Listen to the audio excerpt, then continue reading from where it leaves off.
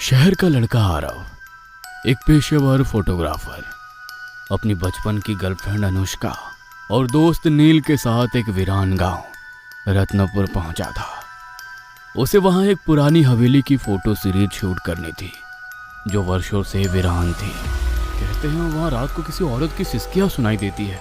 What the hell? तो हम वहाँ क्यों जा रहे हैं? अरे ये सब बकवास होती है। हालांकि कुछ लोग दावा करते हैं कि वहाँ काम पिशाचनी रहती है, एक ऐसी आत्मा जो सुंदर रूप में प्रकट होती है और फिर आदमियों की हवस के सहारे उनकी आत्मा चूस कर मार डालती है। मतलब मुझे डरने की जरूरत नहीं है। अगर ये सच हुआ तो वाट तुम लोगों की लगेगी। वाह वाह, कितनी खुश हो रही है ये सुनकर। हाँ क्यों नहीं, तुम्हें ही मरने का शौक चढ़ा है जो यहाँ आए हो शूट करने। अरे भाई, तूने वो कहावत सुनी है, जिस हवेली में हुस्न नजर आए वहाँ हड्डियाँ जरूर बिछी होंगी। ओह ब्रो, तू भी ना एक लड़की के नाम से डर रहा है। अबे ये सिर्फ बातें हैं बातें, और तेरा नाड़ा इतना ढीला है क्या कि एक भूतनी के सामने खुल जाएगा। लेकिन फिर भी अनुष्का को रात में वहां जाना ठीक नहीं लग रहा था। इस पर आरव कहता है, डोंट वरी बेबी, मैं हूं ना। शाम के 6 बजे वो तीनों हवेली पहुंचे। जर्जर दरवाजा, चारों तरफ इतना जाला कि आगे बढ़ना मुश्किल और बिल्कुल घोप अंधेरा। लेकिन जैसे ही आरव ने पहला कदम अंदर रखा, उसे एक खुशबू आई, बेहद मीठी, जैसे किसी औरत के गीले बालों की।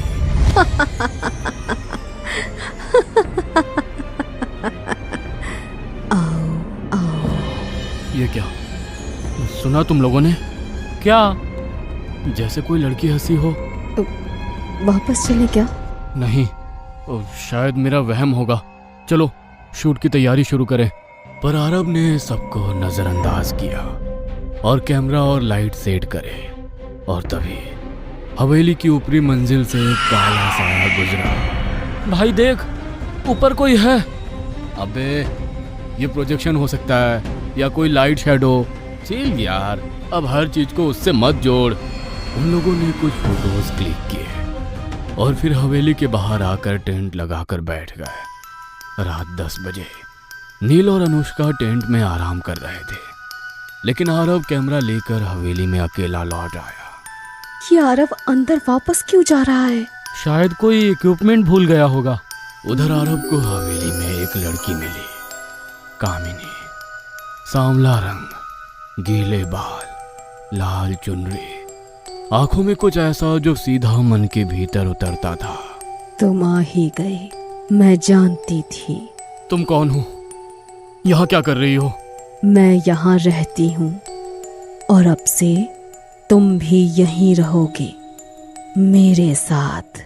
ओह, कोई एक्टिंग कर रही हो क्या? लोकल थिएटर से हो?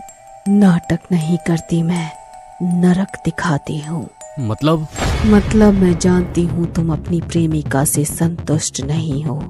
आओ मैं तुम्हें बताती हूँ प्यार क्या होता है। मेरी आंखों में देखो। आरव को 1 सेकंड के लिए उसकी आंखों में सुर्ख आग दिखी। उसका बदन ठंडा पड़ गया, लेकिन मन फिर भी खींचता चला गया। कामिनी की आंखों में वो जादू था या शायद कोई शराब। वो उसे ऊपर कमरे में लेकर गई। नीचे टेंट में अनुष्का सो चुकी थी, लेकिन अचानक उसकी आंख खुली। उसे किसी औरत की हंसी सुनाई दी, लेकिन ये कोई आम हंसी नहीं थी। ये वही हंसी थी जो वो बचपन में अपने बुरे सपनों में सुनती आई थी। आखिर तुम आ गए। ये कैसे हो सकता है? क्या हुआ? नील, मुझे यकीन है ये वही है, काम पिशाचनी। सपना देख रही हो क्या? तुमने वो आवाज नहीं सुनी क्या? अरे शिट, हम लोग सो गए और आरव अभी भी ऊपर है। इतने में ऊपर से आरव की चीख सुनाई दी, बचाओ, कोई है, बचाओ। नीचे टेंट में अनुष्का और नील के पैरों तले जमीन खिसक गई थी। मैंने कहा था उससे यहाँ मत आओ, खास तौर पर रात में ना जाना अंदर, लेकिन नहीं माना। अब क्या करें? ऊपर चलें क्या?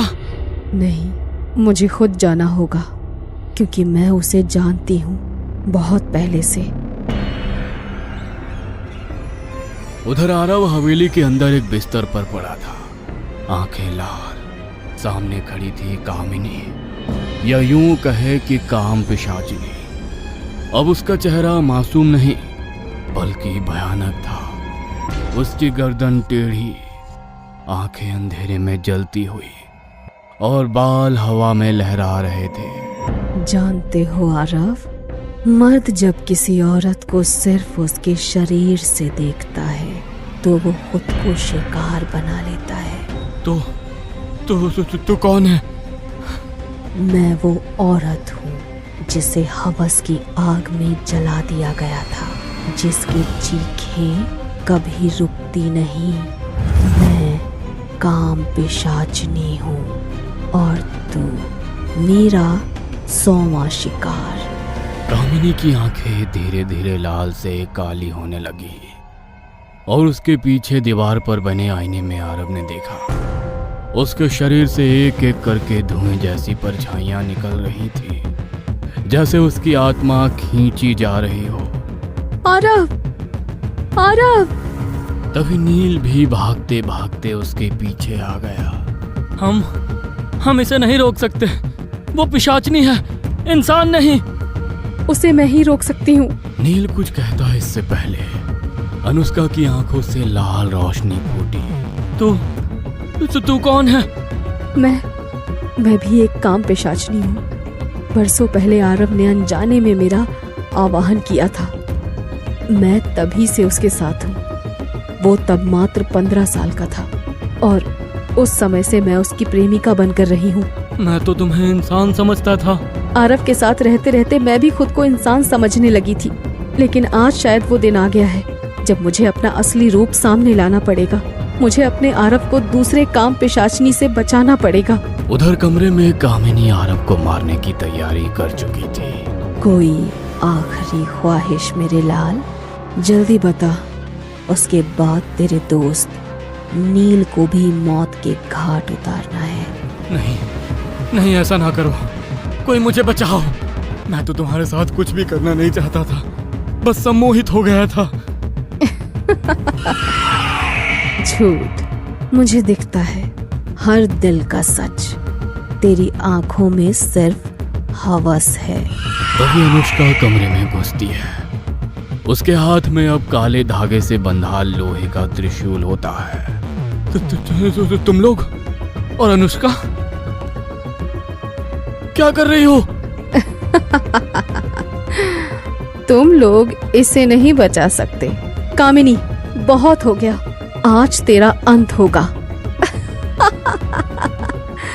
तू क्या करेगी? आधी औरत, आधी शैतान, ना इधर की ना उधर की। मैं क्या हूँ उससे फर्क नहीं पड़ता, लेकिन मैं आरव से प्यार करती हूँ और उसे बचा कर रहूंगी। गद्दार कहीं की, पहले तुझे ही खत्म कर देती हूँ। कमरे में तांत्रिक युद्ध शुरू होता है। कामिनी हवा में उड़ती है, उसके चित्कार से खिड़कियां फटने लगती है। अनुष्का मंत्र पढ़ती है, त्रिशूल से उस पर वार करती है। कामिनी के शरीर से भूत छायाएं निकलती हैं और एक एक कर चिल्लाकर जलने लगती है। जैसे ही अनुष्का कामिनी को मारती है, कामिनी जमीन पर गिरती है और बुदबुदाती है। मैंने सिर्फ उन्हीं को मारा जिन्होंने औरतों के जिस्म से खेला। तेरा आरव भी ऐसा ही है और तू काम पिशाचनी होकर एक इंसान का साथ दे रही है। पछताएगी, पछताएगी तू। ये कहते कहते कामिनी भस्म हो जाती है। हवेली शांत हो जाती है। सब खत्म हो गया है ना? हाँ, अब सब ठीक है। चलो यहाँ से। वो लोग शहर आ गए। 3 दिन बाद एक शाम नील ने आरव से कहा, आरव, तुझे तो याद भी नहीं होगा, लेकिन क्या? अनुष्का वो इंसान नहीं है, वो भी एक काम पिशाचनी है जिसे तूने खुद बुलाया था 15 साल की उम्र में। क्या बकवास है ये?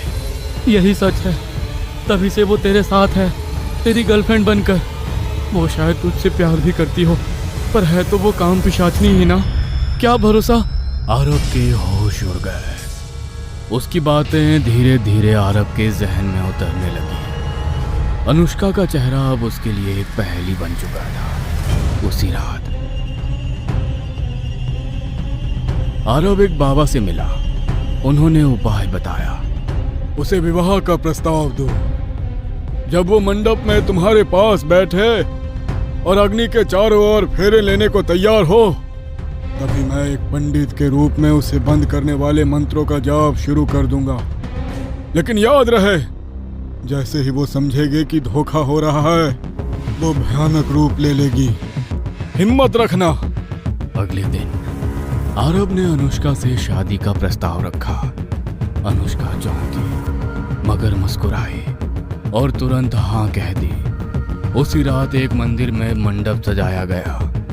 बाबा एक पंडित बनकर बैठे थे और नील पास ही खड़ा था। ओम मंगलम भगवान विष्णु। माफ करना अनुष्का। शादी शुरू हुई। फूल बरस रहे थे, मंत्र गूंज रहे थे। आरब और अनुष्का ने अग्नि के चारों ओर पहला फेरा लिया और तभी ओम काल रात्रि स्वाहा, ओम महाविनाशिनी स्वाहा, ओम काम पिशाचनी बंधनाय नमः। ये क्या मंत्र है? तुम पंडित नहीं हो। ये शादी नहीं, ये चाल है।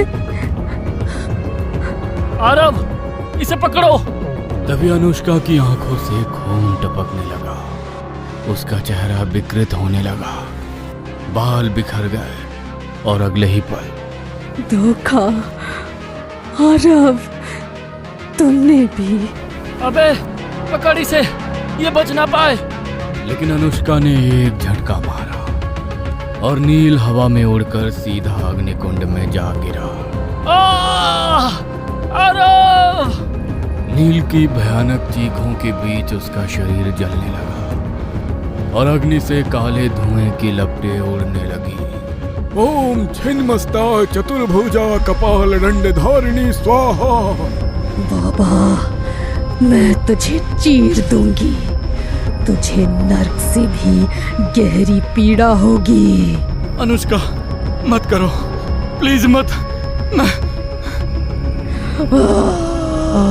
तुम्हें नहीं मार सकती आरव, क्योंकि मैं तुमसे प्यार करती हूँ। पर ये बाबा। उसके आंसू पहली बार इंसान जैसे हुए, पर उसका शरीर अब भी दहक रहा था। आखिर बाबा ने उसे मंत्रों से बांध लिया। अब समय है। एक काम पिशाचनी प्यार कर सकती है, वफादार हो सकती है, लेकिन इंसान कभी वफादार नहीं होता। मैंने गलती कर दी आरव, एक इंसान से प्यार करके। फिर अग्नि भभक उठी। अनुष्का की देह एक पल में राख में बदल गई। हवाओं में उसकी चीखें गूंजी और फिर सब शांत हो गया। आरब की आंखों से आंसू बह रहे थे, पछतावे से भरे हुए। वो जानता था उसने एक राक्षसी को नहीं, एक प्रेमिका को खो दिया था।